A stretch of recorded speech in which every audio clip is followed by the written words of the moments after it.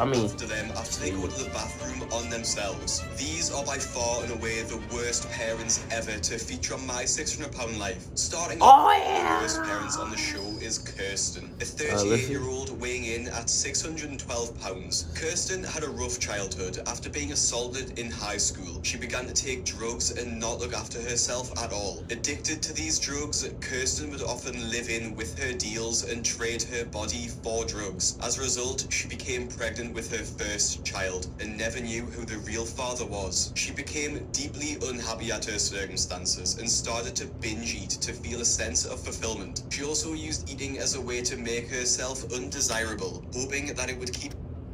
Now, let's be for real, bro. Bro don't even know who the father is. Like, it does get to a point, like, baby, no shade. Like, why did she do that? Like, think about it. Like, if you, like, you don't even know who the father is. Like, how don't you even know who the father is? Like, it does get to that point. Like,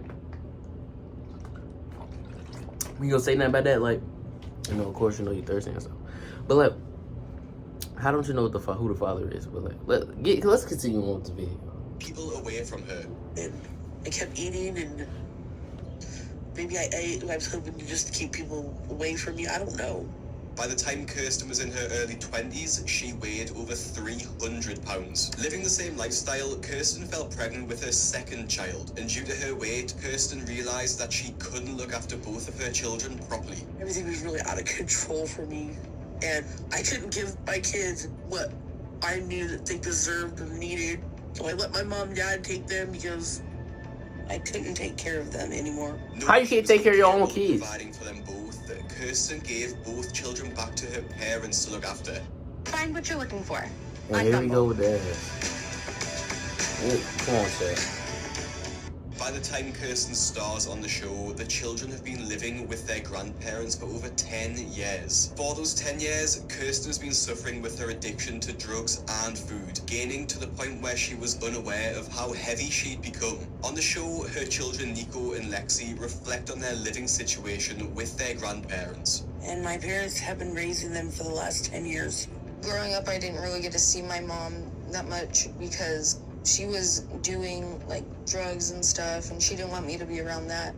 Man, you ain't seen because she was fat as... Best for me and Nico to stay here with our grandparents. Attempting to get her life back under control, Kirsten moves in with her parents after being clean for 6 months, sharing a room with her son, Nico. Dang! Wasn't the only reason why Kirsten moved back in. King of the big backs. Oh, wait. Queen of the she big was backs. no longer able to look after herself, requiring her parents to help her with basic tasks like showering and cleaning. Kirsten even needs her mother to help wipe after using the toilet. Oh, yeah! Oh, Everyday life, yeah! everything. My mom gets my food ready, she washes my clothes, and at times she has to help me wipe my butt. We're flying to Philadelphia! Oh, hell no! That's... I'm an invalid.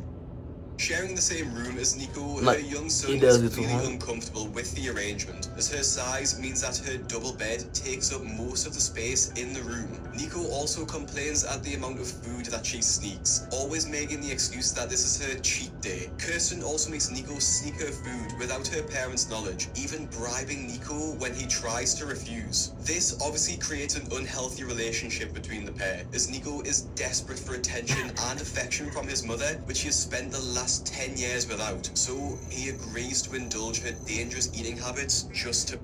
So, first of all, let's pause right there. You love your mama, but you keep making her... You have basically helping her eat more food. Haven't y'all already got this now? She need to stop eating the food. It's starting to get to a point. They're running out because of her. See, why you think we got global warming now? It's getting warm because that hot breath that she got. Nah. See, now it's getting to a point. She gotta go. She gotta go. Like, real. Like... Nico is concerned for his mother as she becomes increasingly more immobile, relying on him to complete more and more tasks for her, worrying that one day she will just stop getting out of bed. Viewers of the show also feel deep sympathy for Nico, with one Reddit user commenting, "I feel awful for her son and I hope that he's doing well now." She was an absent parent to him, and then he was expected to drop everything to take care of her. He was 13 and deserved the opportunity to be a kid. It's shocking to see that after neglecting Nico for 10 years, she expects him to look after her every need the moment that she decides to come back into his life. Just like Kirsten, 673-pound Pauline expects her son to completely take care of her, twisting their relationship as mother and son as he assumes the role of the parent in this case. One of the most infuriating aspects of Pauline, like many other parents on our list, is their awareness of how damaging their overeating is to their children. I am very aware of the damage I am doing to my son through overeating. These last 6 years have probably been pretty miserable for him.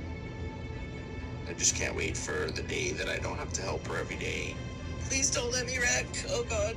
Pauline knows that she's harming her son, but seemingly doesn't care enough to change it. Dylan, Pauline's teenage son, looks after Pauline in every aspect of life. He takes care of the groceries, where Pauline orders him around, demanding he selects the biggest items he can possibly find, as well as running the household by himself. Dylan's biggest dream is the day when he doesn't have to look after his mother anymore. He can't move out and start a life of his own because his mother needs him to stay and look after her. And it makes you think, what kind of dream is that for a young man to have? Pauline is completely aware of this, knowing that she could potentially ruin his life. Abuse the boys is word of life. Chance at life also gives Dylan the opportunity to start his. Unlike Kirsten's young children, Dylan has more responsibility. Bro, she that big that she gotta lay back and she can't even, bro.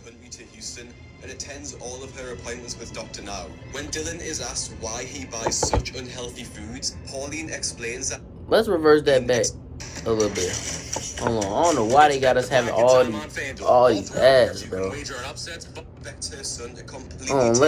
go up a little bit, chat. Like, cause like no way.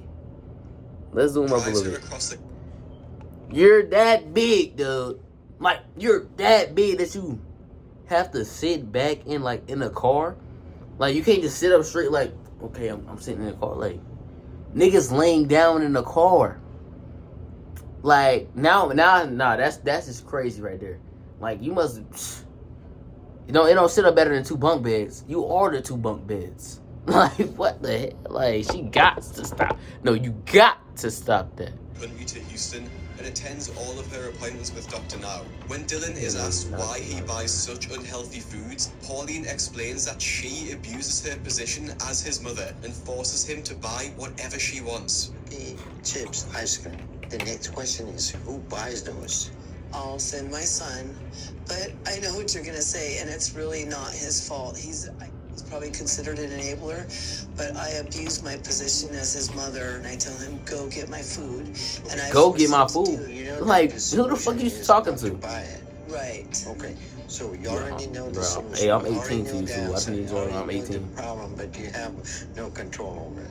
And it really makes you wonder what kind of person would admit they're abusing their own children, knowing that it's wrong and do nothing about it. A month into the program, Dylan is responsible for preparing Pauline's no-carb meals in line with Dr. Now's plan. At her second appointment though, Pauline hasn't lost any weight, instead gaining 4 pounds. Pauline expects so much from Dylan when he is still really just a child. Whenever he's on camera, he looks emotionless and stoic, with Pauline essentially robbing him of a childhood. And nonchalant because his mom that fat. And it seems like Dylan has just accepted this. One Reddit commenter said he was raised by a mother who, by her own admission, feels that the roles are reversed. I totally feel like he's the parent and I'm the kid, and all he has ever known is a mother who was weighed at least 500 and then 600 and then 700 pounds. I really do feel like I'm a burden. Pauline's stubborn attitude and victim mentality is all too common with my dang, she fit up, didn't she take the whole picture up?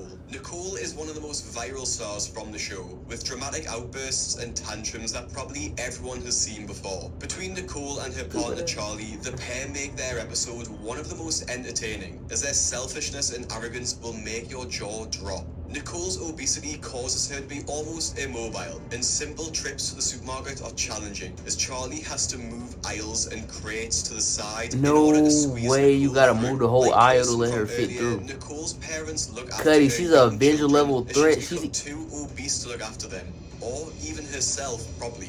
Nicole is known to social services, having threatened to Bro remove weighs her more than a children Hulk. from her due to neglect. Nicole's parents look after the children, but only so they don't get placed into care. Nicole's mother is frustrated at having to look after toddlers at her age and resents Nicole for not taking responsibility in losing the weight and stepping up as a parent. In a hard-to-watch scene, Nicole shouts to her 2-year-old, who is unaccompanied while having a bath as he is playing with the hot water tap. As Nicole weighs over 600 pounds, she can't fit through the door to reach her child.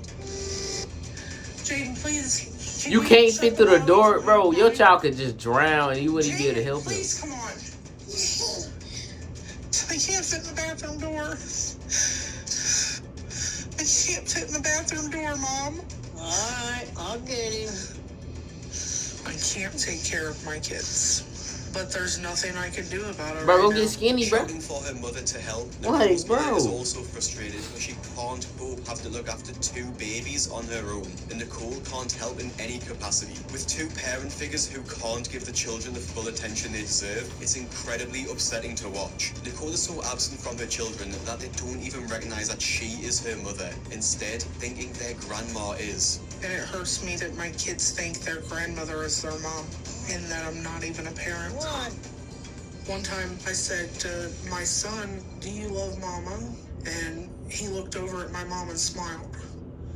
And it made me feel like he was calling her mom. And that's very hurtful. In another viral scene, Nah, from the it was show, hurtful when you Nicole had and them, her 'cause, like, family who mom stay wanna at be the that big? hotel while visiting Dr. Now, where she realizes that the bed is on wheels. As Nicole can't get on top of the bed due to it rolling away beneath her, the couple have a heated argument, shouting at each other in front of their young children who are playing on the bed. Nicole's attitude is Bro gotta stand up on his disgusting children as on she the bed. insults You Charlie better stop, and bro, before you swears start at jumping him in negative. front of the children.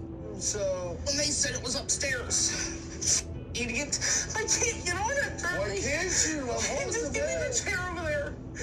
Tensions rise as Nicole launches an attack on her entire family, furious that she can't get on the bed, calling her family bastards, screaming and shouting so loud her children start crying. Nicole is selfish through and through, choosing food over her children and making no effort to change. It's unsettling to think of the children's future, as even their grandmother isn't overly happy about having to look after them. Another 6 Nigga, you choosing food over your children. No, that just called my 700 pounds is crazy, nigga. No, that's crazy. That's crazy. This nigga weighed more than the car. Nigga breaks his bed when he hops on. Let me stop cussing. I'm sorry, YouTube. I'm sorry. At the start of her episode, alarm bells start ringing as Ashley's apartment is not just untidy, but filthy. She clearly is unable to keep on top of the chores that people of a normal size just find easy to do. One of Ashley's biggest fears is that when she becomes immobile, she will need someone to take care of her. It's frustrating to see Ashley say this when she's done absolutely nothing to take control of the situation. It's also completely ironic, considering she already does have someone taking care of her 5-year-old son, Patrick. Everything that involves standing and walking around, Ashley relies on Patrick to do, which is every household chore. He's my legs in a lot of That's things. crazy. Bro, we're only 5 Basically years old. everything Bro, I know he that fighting involves demons. Standing and walking around a lot, Patrick does for me. Go get the blue bucket for Mama. We're gonna do some laundry real quick. He has to help me. Bro, too with just obedient. about every household chore. Watching this 5-year-old struggle to fill the washing machine with laundry is Sorry, incredibly man. It's upsetting, gonna get as it's easier, man. something that no young child should have to worry about. Learning to do household chores is something that everyone learns, but not until you're at least able to reach the machine without having to climb on top of it. It's important to mention climbing too, that in if it, Ashley too, to get wasn't the classed clothes as out. disabled due to her weight and needing a carer, that her behaviour towards Patrick would be considered abuse, if it isn't already. One YouTuber commenter noted, watching that kid do You're Bro. watching a toothbrush play Billie Eilish. I'm Did you know gonna that cut there's a those YouTube up, music y'all. I'm app where gonna you cut could that up. laundry just broke my heart. I'm glad he's so smart and independent, but it shouldn't be taught this way. I hope she is better now.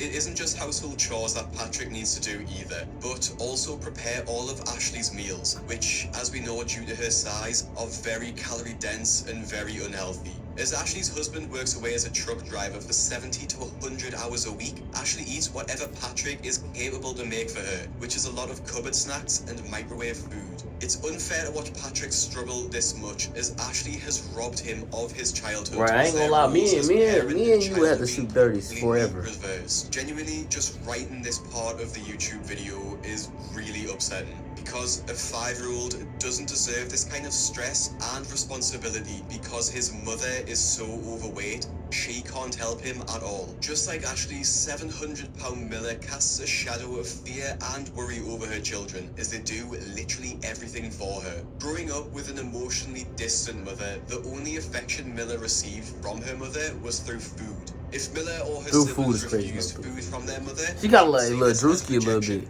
and resort to violence against the children. I do sometimes blame myself for Miller being the way she is, but at the time I thought it was fine that she ate that much. As Miller was the oldest, she would eat her siblings' food that they couldn't finish to save them from being punished. She never said it, she never hugged me or kissed me, but what she would do is feed us. Giving us food was the only way my mother knew to show her love for us. And if we didn't take that food, my mother saw it as a rejection, and we would get a whipping. Food was the only love Miller received, so she just wanted more and more. I kept gaining, and I just kept getting bigger. When I graduated high school, I was pushing 350, and they did not have a gown to fit me. I was so embarrassed. Miller had her first child with her husband Elroy when she was just under 500 pounds. When the couple tried to conceive another, they found that Miller was too overweight to carry another child, so they ended up adopting. It's already insane to think that at 500 pounds and climbing, Miller thought it was a good idea to take. You're so fat you couldn't even have kids. No, like that. No, he just really upsets By me. the time they adopted their last child, Miller He kind of like Romello a little bit, like the little right there with the dark blue shirt. Started to Come on develop lipedema, which is a chronic condition that causes abnormal fat and connective tissue to build up in the body, usually in the legs and hips. The lipedema, combined with Miller's obesity, meant that it became increasingly difficult to get up and do anything. As it got bigger and bigger, it became this huge weight, and it just held me down. And one day it got so big, I couldn't get up anymore. So I have no idea how big I am. Ultimately, So you got so big that you got paralyzed. completely relying on her children to look after her every need. To make matters worse, Miller's husband Elroy started to have health issues too, which resulted in his reduced mobility as he relies on a wheelchair and walker to get around. I have a lot of health issues going on myself. I'm in end-stage renal failure, and I have congestive heart failure. It's took a toll, so I need to take care of myself. Miller's daughter takes care of most of the chores, especially the food shopping, and she seems somewhat resentful to the unhealthy requests her mother makes. She likely finds it frustrating that Miller doesn't sympathize with her, feeling sorry that because of her weight, her daughter has to take responsibility for feeding the family. I do mostly all the grocery shopping now, since my dad can't walk in stores. I don't usually see my friends grocery shop unless they're with their parents. They don't do it by themselves. Miller's daughter is also slightly afraid of Miller, as if she doesn't get exactly what she wants, she will be punished. You can get a 12-pack of the pink sodas. 2 12-packs will be fine. Ice cream bars, please. Okay. We don't want to bring my mom some of the stuff that she asks us to bring her, but we have to. She'll be mad if we don't. Beyond the household chores, Miller's daughter feels guilty for her mother's ways, as she understands that she is the one buying and feeding her parents. I do feel responsible for my mom's weight because she can't get up and get it. It's just hard to know what to do when she wants food because we feel bad for her because she's on the bed. This is such an unfortunate burden for her daughter to bear, though, as she's simply doing what is being asked of her, yet has to take on the responsibility that her mother could die because of the food that she's feeding her. As mentioned before, Miller's children do absolutely everything to look after her, one of which being to clean their mother after she defecates in the bed. Okay, done. Bro crying. I know it's horrible for them. One important note on this subject is that if Miller weren't bedbound due to her obesity, her children taking care of her after she defecates would be classed as child abuse. Ultimately, the responsibility and emotional burden that Miller places on her children because she can't stop eating is enormous.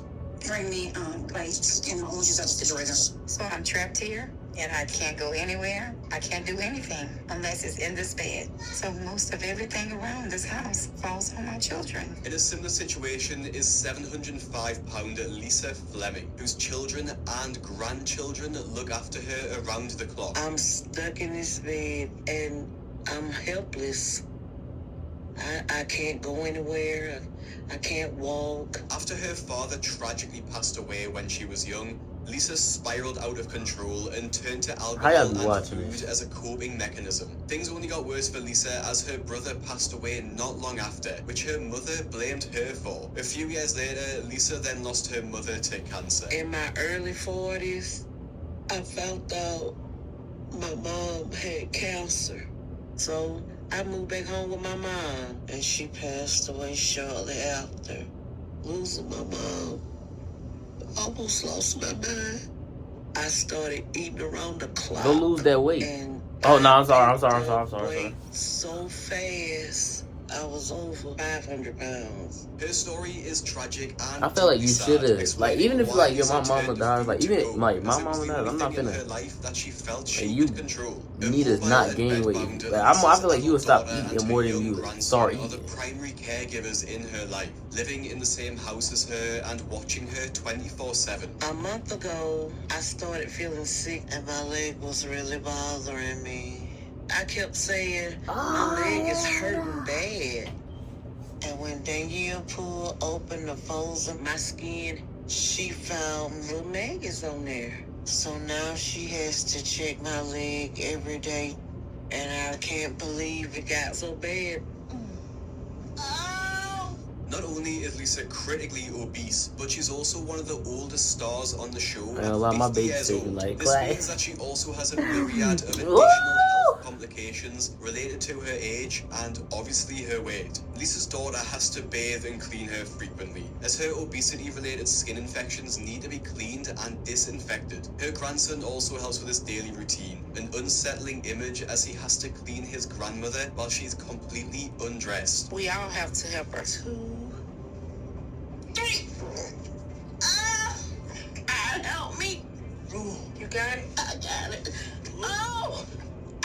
My grandson don't even get a chance to be a kid because he's so busy catering to me. Like the story with Miller, this just reeks of child abuse, as no child should have to see their parent or grandparent in this disturbing way. One YouTube commenter wrote, "It's extremely sad that the grandson has to be subjected to this. This is just generational trauma developing before our eyes." Although Lisa's daughter Danielle is an adult, capable of making her own decisions, she is still a victim of her mother, as she herself struggles with her own weight, falling into the same bad habits as her mother. One YouTube comment said, her daughter is set and ready to be in a similar position as her mother. The mother needs someone to motivate her to lose weight, and it certainly isn't the daughter. After failing to lose any weight over the course of her treatment, Danielle is disappointed in Lisa for letting her down, reflecting on the years of support she offered her mother with nothing in return.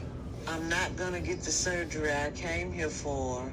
Dr. Now is done with me. So what are your plans going forward? Well, I had... Why do everybody top half be I'm looking so just skinny, giving up the but then the bottom half be Why? looking like, I'm just not nothing accomplished.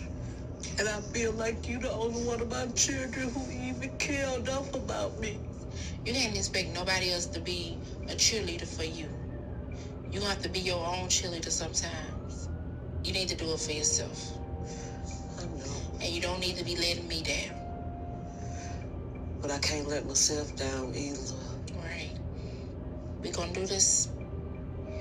Unfortunately, just several months after her episode aired, Lisa tragically passed away after her body gave out. Another star who struggled to turn things around is 530-pound Penny, who is also known as one of the many stars who failed Dr. Now's weight loss program. Penny had addiction to food from a young age, always being the heaviest person in her class, and even having to wear plus-size adult clothes as a child.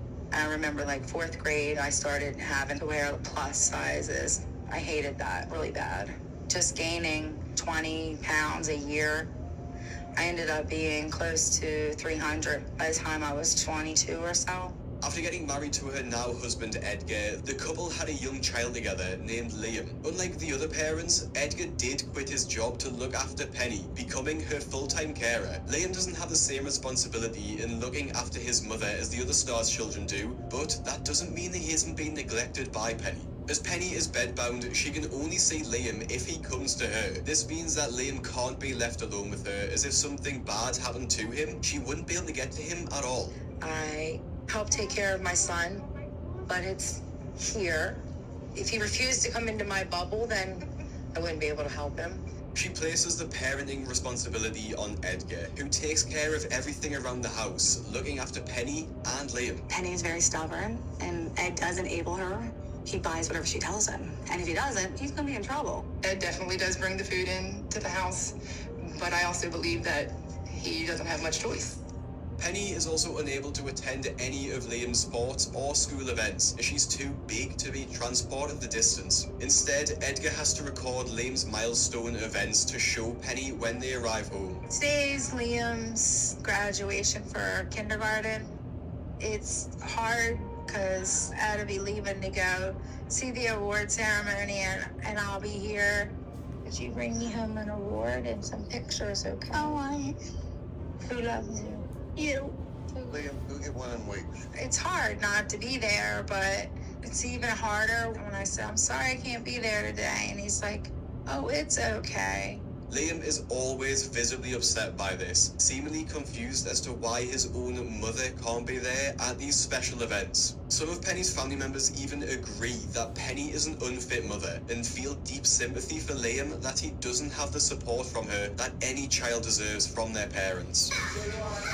She's a great mom, but you just can't be a good mom when you're in bed.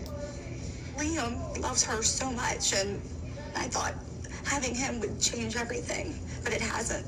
What the fuck is she supposed to do? She supposed to gain? Is she supposed to lose weight? Penny is Just also because of that? incredibly delusional, as she believes that she does a lot more for Liam than most mothers do. I never want anyone to discount, well, you didn't get to do these things with your son, because the things that I've done with my son on a regular daily basis probably exceed what regular moms get to do that have to go out in the workforce. Still, there's things that all moms miss, but I'll be at his next event.